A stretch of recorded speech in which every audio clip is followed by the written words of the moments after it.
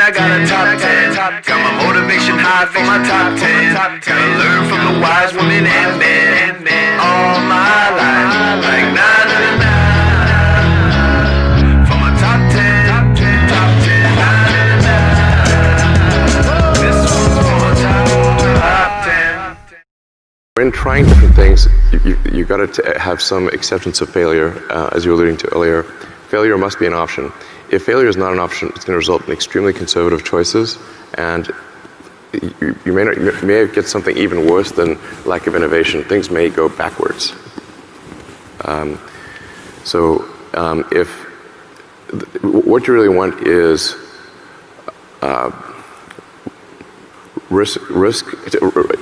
you want reward and punishment to be proportionate to the actions that you seek.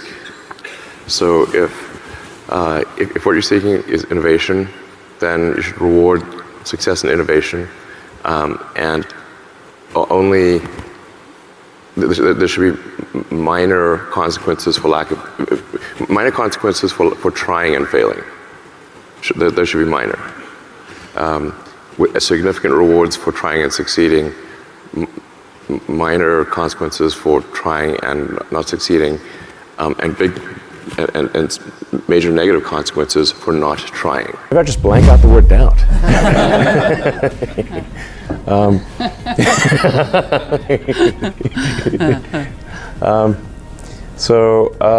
No, I mean, to be totally frank, I doubted us too. So I thought we, had maybe, when starting SpaceX, maybe had a 10% chance of reaching orbit. So to those who doubted us, I was like, well, I think you're probably right, I mean, the number of times that I was told, like, because I was taking the money that I earned from PayPal and rolling it into to create SpaceX and Tesla, and I ended up spending it all. It wasn't the intention, but almost both companies went bankrupt. Frankly, 2008 was a tough year.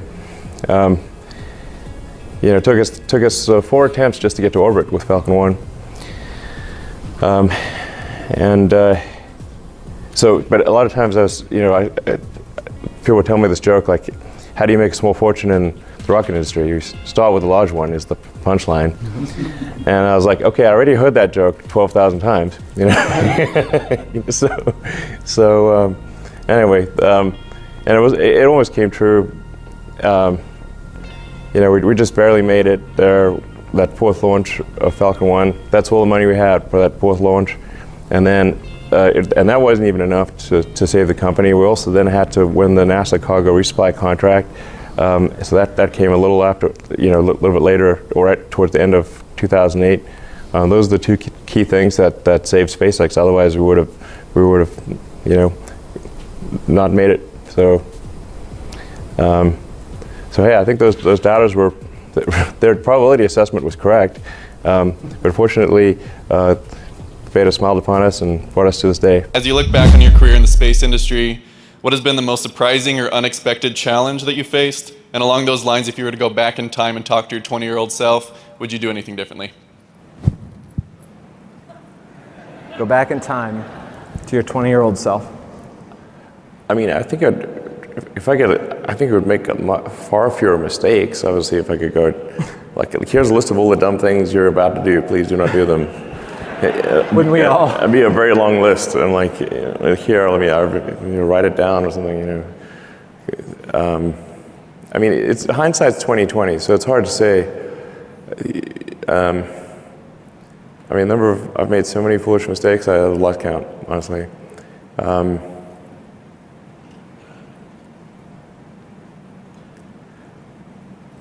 mean, some of these things I just wish like that's simple sort of mantra, management by rhyming. I mean, it worked for Homer, okay? But management by rhyming is that thing I was saying, like, if the schedule is long, the design is wrong. We've overcomplicated the design many times.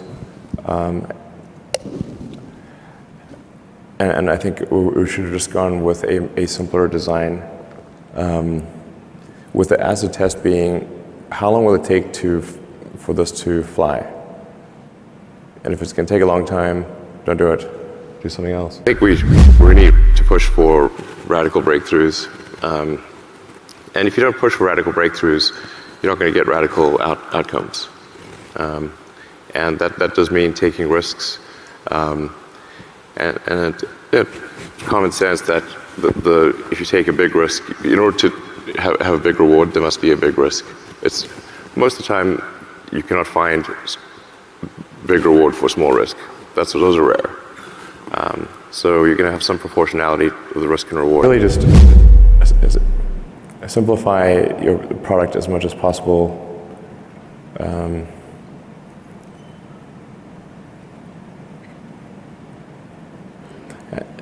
then like if I think of some of the ways in which, how does a smart engineer make dumb mistakes, is optimize something that shouldn't exist. Don't optimize something that shouldn't exist. But people are trained to do this in college. You can't say no to the professor. The professor's going to give you the exam, and you've got to answer all the questions, or they will get angry. And give you a bad grade. So then you always optimize you always answer the question. A lot of the times you should say this is the wrong question. Right. In fact, the question is definitely wrong to some degree, just how wrong.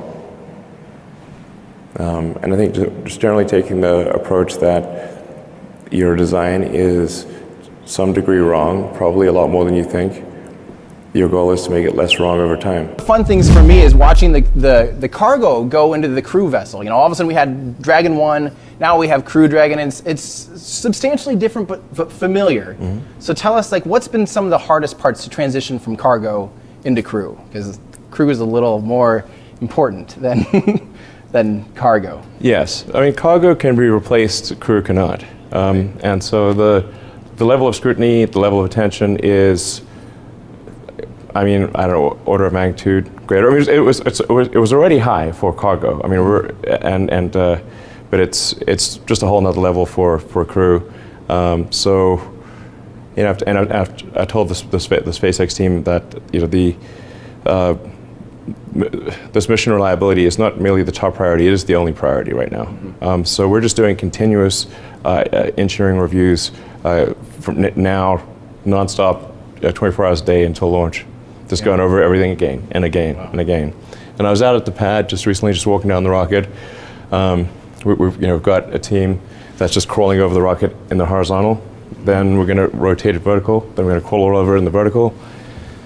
And we're just looking for any possible action that can improve the probability of success, no matter how small.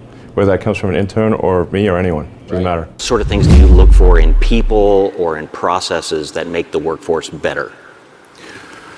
Sure. Well, I think the massive thing that can be done is to make sure your incentive structure is such that innovation is rewarded and lack of innovation is punished.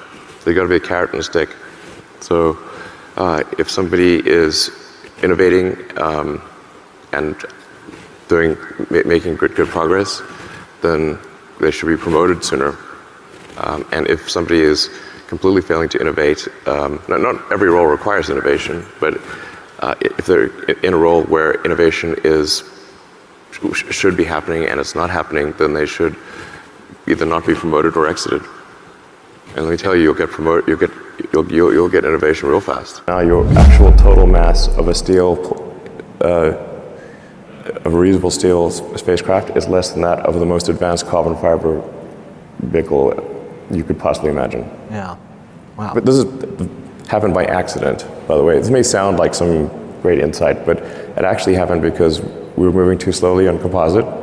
And I was like, we cannot move this slowly or we'll go bankrupt. So just do this with steel. So the design has to be focused on problem solving, otherwise you're going to spend too much time trying to figure it. You don't start with